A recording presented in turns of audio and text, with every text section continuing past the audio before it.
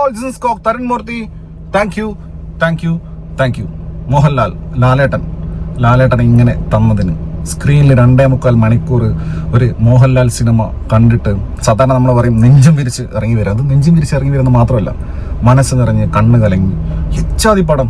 അതായത് ഒരു സിനിമ, നമ്മുടെ സിനിമയുടെ മാജിക് എന്നൊക്കെ പറയില്ലേ, അതാണ് സാധനം. അതിൽ ലാലേട്ടൻ്റെ പെർഫോമൻസ് പറഞ്ഞു കഴിഞ്ഞാൽ ഞാൻ എത്ര വർഷമായി ഇങ്ങനെ ലാലേട്ടൻ സിനിമ കണ്ടിട്ട് തിയേറ്ററിനകത്ത്. ലാലേട്ടൻ്റെ അഭിനയത്തിന് കൈയടി. ഏത് മറ്റേ മാസിനോ മുണ്ട് മടക്കി കുത്തലിനോ ഇൻട്രോയ്ക്കോ അതൊന്നല്ല, വളരെ ഇന്റൻസ് ആയിട്ടുള്ള ഇമോഷണൽ ആയിട്ടുള്ള, അതായത് പ്രേക്ഷകർ ലയിച്ചിരുന്ന് കാണുന്ന സമയത്ത് കൈയടിക്കോ ഒരു സീനൊക്കെ ഉണ്ട്. ഞാൻ സീനും പറയുന്നില്ല. അപ്പോൾ അങ്ങനത്തെ ഒരു സിനിമ, അതായത് നമ്മൾ ഒരു സിനിമ കണ്ടു തുടങ്ങി, അതിൽ പിന്നെ അറിയാലോ ലാലേട്ടൻ്റെ കുറേ സാധനങ്ങളുണ്ടല്ലോ. അതായത് നമ്മൾ ലാലേട്ടൻ തിങ്സ് എന്ന് പറയുന്ന സാധനം ഉണ്ടല്ലോ. ഫസ്റ്റ് ഹാഫിൽ മൊത്തം അങ്ങനത്തെ കുറേ സംഭവങ്ങളുണ്ട്. പിന്നെ കുറേ രസകരമായ റെഫറൻസസ്. ലാലേട്ടൻ തന്നെ നോക്കുക. അങ്ങനത്തെ ഡയലോഗ്സ് തരുൺമൂർത്തി എഴുതിയിരിക്കുന്നത്. പിന്നെ കെയർ സുനിൽ എന്ന് പറഞ്ഞ അദ്ദേഹം കൂടിയാണ് റൈറ്റർ. അതിൽ തരുൺമൂർത്തി ഇട്ട സാധനങ്ങൾ നമുക്ക് കേട്ടാൽ മനസ്സിലാവുമല്ലോ. മരങ്കൽട്ട് എന്ന് പറയുന്നത് ലാലേട്ടൻ. അതുകൂടാതെ ലാലേട്ടൻ്റെ പടങ്ങളായിട്ടുള്ള ഒടിയൻ, അതുപോലെ തന്നെ മലയക്കോട്ട വാലിബൻ, ഇതിനൊക്കെ ലാലേട്ടൻ തന്നെ നോക്കുക. അങ്ങനെ ഭയങ്കര രസത്തിൽ പോണ ലാലേട്ടനല്ലേ ആ ലാലേട്ടൻ. പിന്നെ ശോഭനയായിട്ടുള്ള കോമ്പിനേഷൻ സീന്. ശോഭന തമിഴ് ബാക്ക്ഗ്രൗണ്ടുള്ള നടിയായിട്ടാണ്, ക്യാരക്ടറാണ്. അപ്പോൾ അവരുടെ ഡയലോഗ്സ് എങ്ങനെയാണ്. പിന്നെ ഞാൻ വിചാരിച്ചത് മറ്റേ തോമസ് മാത്യു, മറ്റേ അക്ഷയ്, പുള്ളി വെറുപ്പിക്കുന്ന വിചാരിച്ചത്. പക്ഷെ ഒന്നുമില്ല, നല്ലതായിട്ട് ചെയ്തിട്ടുണ്ട്. പിന്നെ ഇതിൽ ഞെട്ടിച്ചത് മറ്റേ ഇദ്ദേഹം പ്രകാശ് വർമ്മ, മറ്റേ വോഡാഫോൺ ആഡൊക്കെ ചെയ്തിട്ടുള്ള. ഇത് വില്ലൻ എന്ന് പറഞ്ഞാൽ ഇതാണ് വില്ലൻ. അല്ലാതെ ഇങ്ങനെ പുറകിൽ എന്തോ മറ്റേ ഡ്രാഗൺ വരച്ച് തിരിച്ചു നിർത്തി ലാസ്റ്റ് അതല്ല. ഇത് വില്ലെന്ന് പറഞ്ഞ എജാതി വില്ലേ. അത് ലാലേട്ടനോട് കട്ടയ്ക്ക് നിൽക്കുന്ന വില്ലേ. പെർഫോമൻസ് കൊണ്ട് ഞെട്ടിച്ചു വന്നു കേട്ടോ പ്രകാശ് വർമ്മ. പിന്നെ ബിനു പപ്പു, അങ്ങനെ പോകുന്നു എല്ലാവരും. മണിയമ്പിള്ള രാജു, കുറേ പേരുണ്ട്. എല്ലാവരും നല്ല പെർഫോമൻസ്. ഇർഷാദ്, ഇങ്ങനെ ലാലേട്ടൻ്റെ മകളായി അഭിനയിച്ച കുട്ടി, എല്ലാവരും ഇങ്ങനെ പോകുന്നൊരു സിനിമ. ഫസ്റ്റ് ഹാഫിൽ ഇതാണ് ലാലേട്ടൻ തിങ്സ്, ചെറിയ തമാശകൾ, ചെറിയ ചെറിയ കുസൃതികൾ. ലാലേട്ടൻ അങ്ങനത്തെ ഒരു ക്യാരക്ടറാണ്. അതായത് ക്യാരക്ടർ അങ്ങനെ എഴുതി വെച്ചാലേ ലാലേട്ടൻ അങ്ങനെ ചെയ്യാൻ പറ്റൂ. ലാലേട്ടൻ സിമ്പിളായിട്ട് ചെയ്തേ. സെക്കൻഡ് ഹാഫിൽ എത്തിയപ്പോൾ കളി മാറി മക്കളെ, കളി മാറി. പിന്നെ പടം തീ. അതായത് ഞാൻ എപ്പോഴും പറയുന്ന സാധനമുണ്ട്, ഒരു ഇമോഷണൽ മാസ്. അതായത് വെറുതെ ലാലേട്ടൻ മുണ്ടി മടക്കി കുത്തുന്ന അങ്ങനത്തെ പരിപാടിക്കൊന്നും അതിൻ്റെ കാലം കഴിഞ്ഞ്. ഇതല്ല, ഇത് നമ്മൾ ആഗ്രഹിക്കുന്ന സമയത്ത് എന്ത് ചെയ്യും, ലാലേട്ടൻ പണിയും. അമ്മേ സാധനം പല സ്ഥലത്തും കണ്ണ് നിറഞ്ഞുകൊണ്ടാണ് കണ്ട്. മറ്റൊന്നും കൊണ്ടല്ല, സാധാരണ ഈ മറ്റേ സെന്റിമെന്റ്സ് കണ്ണ് പറഞ്ഞിട്ടല്ല. അത് ലാലേട്ടനെ ഇങ്ങനെ കാണുമ്പോൾ കിട്ടുന്ന ആ ഒരു സന്തോഷത്തിൽ നിറയുന്ന കണ്ണ്.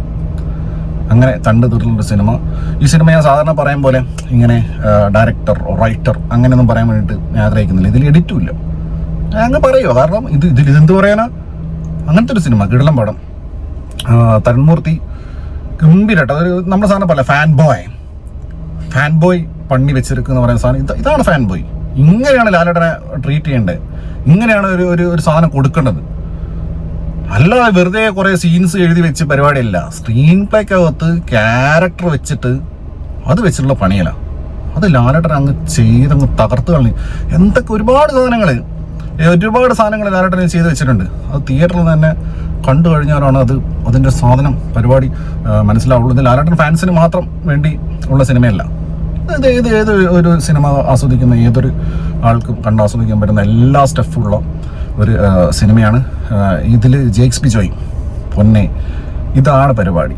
അതായത് ഫസ്റ്റ് ഹാഫിൽ കൊടുക്കേണ്ട സ്കോർ അങ്ങനെ, സെക്കൻഡ് ഹാഫിൽ കൊടുക്കേണ്ട അങ്ങനെ, ഫോക്ക് അങ്ങനെ, മനസ്സിലായില്ലേ, മറ്റേ എലിവേറ്റ് ചെയ്യേണ്ട സ്ഥലത്ത് അങ്ങനെ വേണം പരിപാടി. ഇതെല്ലാവരും. പിന്നെ നിഷാദ് യൂസഫ് ഈസ് നോമോ, പിന്നെ ഷെഫീഖ് എന്ന് പറഞ്ഞ അദ്ദേഹം കൂടി എഡിറ്റ് ചെയ്തിട്ടുണ്ട്.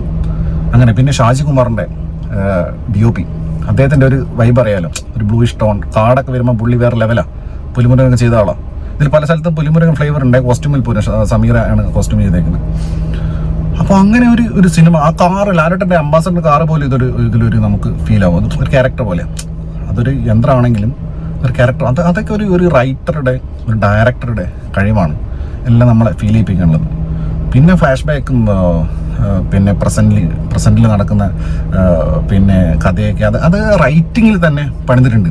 ഗംഭീര റൈറ്റിംഗ് സെറ്റായി കഴിഞ്ഞാൽ പിന്നെ നല്ലൊരു മേക്കർ. തരുൺമൂർത്തി നല്ല മേക്കറാണെന്ന് പറയേണ്ട ആവശ്യമില്ലല്ലോ. ഓൾറെഡി അദ്ദേഹം പ്രൂവ് ചെയ്ത ആളാണ്.